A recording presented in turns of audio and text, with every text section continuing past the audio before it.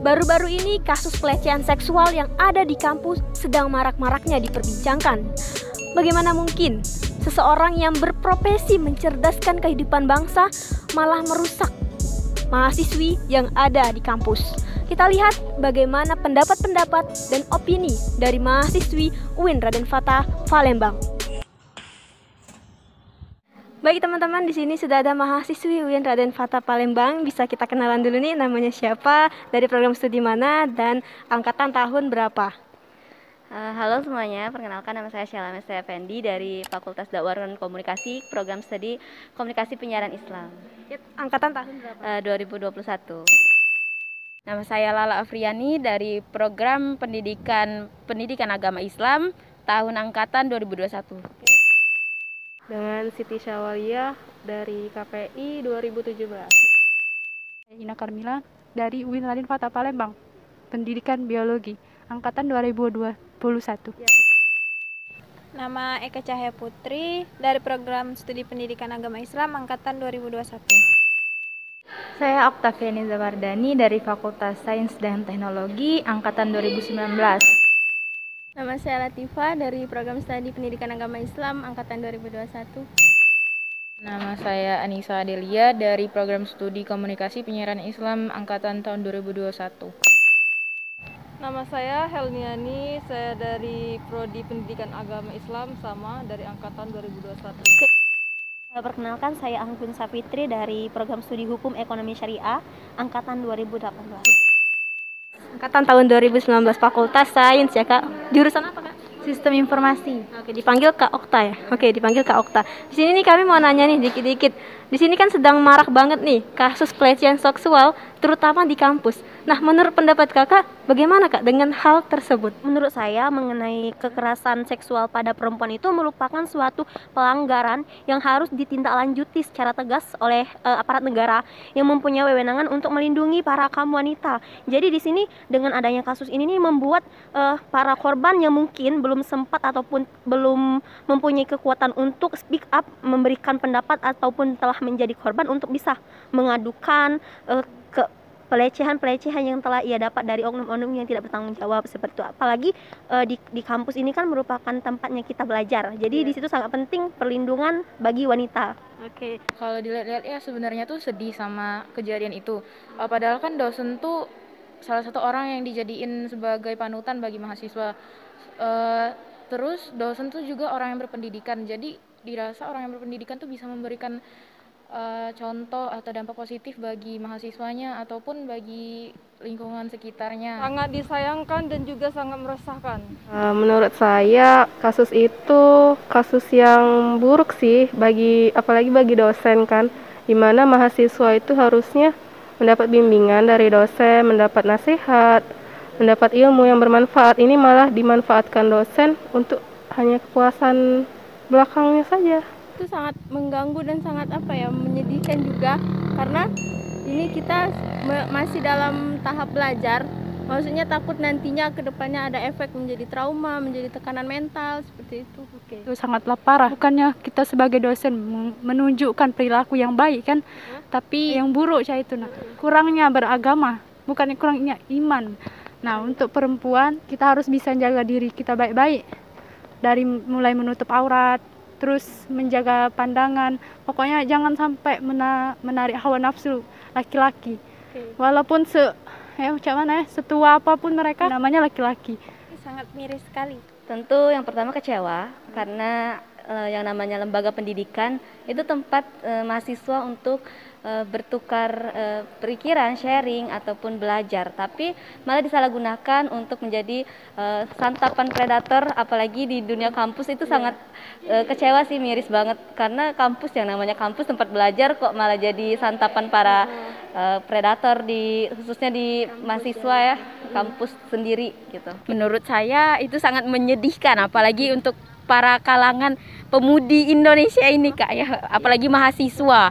dilecehkan, apalagi kalau misalnya itu dengan dengan SDM di dalam kampus itu sendiri. Miris sih, seharusnya tempat yang kita dambakan, tempat yang seharusnya kita untuk menuntut ilmu malah menjadi seperti itu. Miris sekali sih, kecewa ada. Oke, nah di situ menurut Kak Sailan ya, hukuman yang terbaik, yang tepat, yang setimpal gitu ya untuk pelaku dari kejahatan seksual ini, hukuman seperti apa? Kalau dari segi hukum Indonesia mengikuti ini aturan undang-undang. Kalau misalnya dari pihak kampusnya harus ya disingkirkan, dikasih hukuman yang sepantas. Kalau hukuman sih harus dihukum dengan setimpal ya. Terus juga pihak kampus juga jangan sampai menutupi kesalahan dari pelaku. Ya, hukumannya harus seimbang dengan si korban itu, Kak. Bisa dilenyapkan atau Bisa dikeluarkan kan dari kampus itu. dicabut gitu Iya, ya. dicabut. Ya paling tidak kebijakan dari universitasnya tersebut untuk melakukan tindakan atau pencopotan jabatan atau tindakan yang lebih lanjut, soalnya itu sudah menyimpang sekali tindakan tersebut. Yang pasti jangan dikasih kesempatan lagi untuk memimpin di suatu kampus, atau bila perlu dicoret gitu dari manapun sehingga dia tidak bisa lagi masuk ke dunia kampus, dan juga bisa langsung dipecat tanpa ada persidangan lebih lanjut. Pokoknya harus langsung dipecat dari pihak kampusnya sendiri, atau bahkan dari petisi, dibuat petisi oleh mahasiswa itu sendiri supaya memecatkan salah satu predator yang ada di kampus. Kalau bisa dihukum dengan seberat-beratnya. Kalau saya sih, menurut saya ya dikeluarin aja. Menurut saya harusnya dosen itu dikasih sanksi sosial. Misalnya kayak diviralin kayak sekarang, di speak up, terus bila perlu sih dipecat, nggak usah diterima bekerja dimanapun lagi kayak gitu. Nah, kemarin juga sempat baca di sosial media bahwasanya itu dia dapat sanksi administrasi bahwasanya dikeluar atau diberikan penangguhan selama 4 tahun dalam mengajar gitu kan, dan jabatan. Nah, tapi di sini yang paling tepat itu menurut saya adalah diberhentikannya atau dipecatkannya secara tidak wajar, karena perbuatan ini sudah melawan hak untuk kita sebagai wanita itu kan, untuk mendapatkan hak perlindungan gitu kan. Jadi hukuman yang tepat bagi saya dia dikeluarkan dari pekerjaannya sebagai dosen begitu. Nah gini ya Kak, mungkin hal buruk jauh-jauhin dari kita, tapi kita ambil sisi buruknya terlebih dahulu. Jika ini terjadi pada kita, mungkin hal pertama yang harus kita lakuin itu apa kira-kira? Melawan.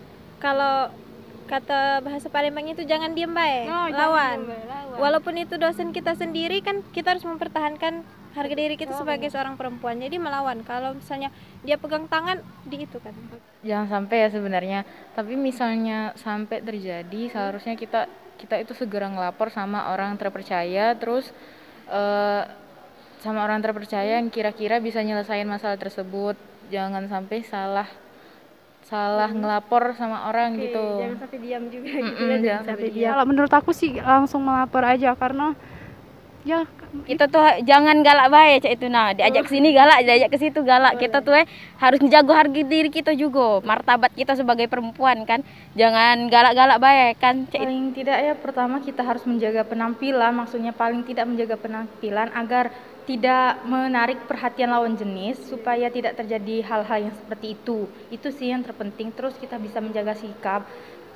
Jikala itu terjadi, paling tidak kita sebagai perempuan tuh harus siap gitu melakukan tindakan, misalnya akan terjadi seperti itu gimana gitu. Itu juga harus punya pendirian, jangan cuma karena kadang ada dosen yang ngancam kalau Daca ini ya kamu tidak bakal saya urus kayak itu kan. Kita harus punya pendirian itu. Yang pertama kita tuh ya marah sama dosen itu kan, nggak usah takut karena kita nggak salah kan, kita sudah pakai pakaian yang baik. Nah jadi kita harus marah, kita juga bisa ngancem kan. Kita juga harus speak up, ngomong ke orang-orang terdekat bahwa kita tuh, ya kita dia apa-apain dengan dia. Kita harus ngomong, jangan diem baik kayak itu. Karena kalau diem baik dia semakin menjadi-jadi. Menurut saya pribadi, untuk kita sebagai mahasiswa ini harus bisa memberikan suara kita, pendapat kita, dan kita bisa memberikan aduan kepada laporan kepada mungkin itu prodi kita, mungkin itu teman kita, ataupun mungkin kepada orang yang lebih tua dengan kita, biar masalah itu tidak kita pendam sendiri, biar nggak jadi masalah untuk kedepannya nanti gitu kan. Yang harus kita lakukan, kita harus menghindari. Kita kan udah punya pikiran yang luas, apalagi mahasiswa bisa membedakan mana yang baik dan buruk. Jadi kalau misalnya ada orang yang seperti ingin mengajak kita sesuatu, kita harus bisa langsung tolak, dan kita juga harus bisa menghindari hal tersebut dari kitanya sendiri. Terus yang kedua, kita wajib lapor, walaupun belum sampai ke tahap yang bagaimana, tapi kita harus lapor ke pihak berwajib atau bahkan kita cerita ke salah satu orang, jadi kita punya punya bukti dari jauh-jauh hari kayak gitu. Dan yang selanjutnya, kita juga harus menjaga pakaian, apalagi sudah disebutkan dalam Islam kan, kalau misalnya pakaian itu bisa mengurangi hawa nafsu dari lawan jenis kayak gitu. Nah, mungkin yang terakhir nih Kak, satu kata aja untuk predator seksual yang ada di kampus itu. Pecat. Musnahkan. Sangat kejam. Bejat. Gila, mereka tuh udah akal. Terlaluan sih. Terima kasih atas opini-opini dan pendapat-pendapatnya Kak Saila. Terima kasih, bisa dipromosiin Instagramnya. Halniani 17. @Anissa DLIA. Underscore Latifa 13. Hai.Shay. Okta FNW 01 underscore 2 kali. Lala AFR R-nya 4 kali underscore. Bun Safitri 25. Real double underscore SSYWL. Eka CHY Putri. Makasih ya Kak. Oke, makasih ya Kak. Makasih ya Kak. Terima kasih ya Kak. Oke, makasih ya Kak. Oke, makasih ya Kak.